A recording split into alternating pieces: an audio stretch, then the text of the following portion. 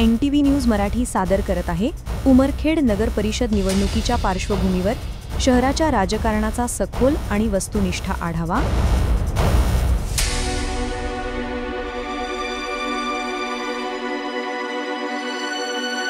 आगामी नगर परिषद निवडणुकीच्या रणधुमाळीत उमरखेड शहरातील प्रत्येक प्रभागातील राजकारण कसं आहे?